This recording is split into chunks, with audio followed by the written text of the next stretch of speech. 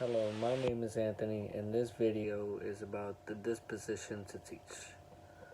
I believe I would be a good teacher because I am committed to giving students the best education they can receive.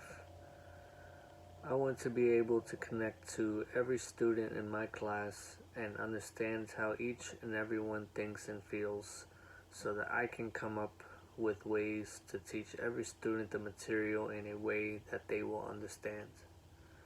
Every student is capable of great things and only need a good teacher that can teach them in a way that keeps them interested in wanting to learn more on the subject.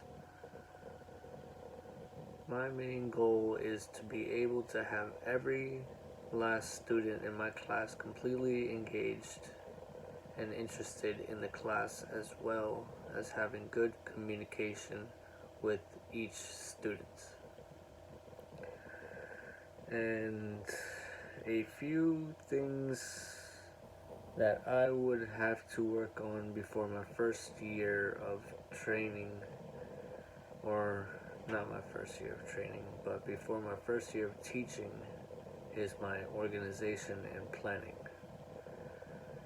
In order to have a good class, a teacher must have a good curriculum that is organized and is to the standards of each student. I believe educators should display qualities like dedication and respect to each and every one of his or her students, so no matter their race, gender, disability, or social status.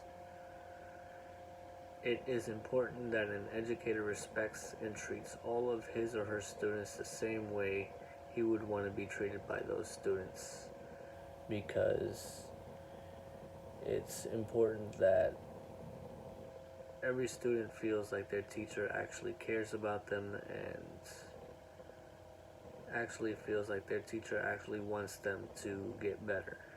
When a student feels that their teacher actually cares, it's a lot easier for them to learn and be interested in the subject.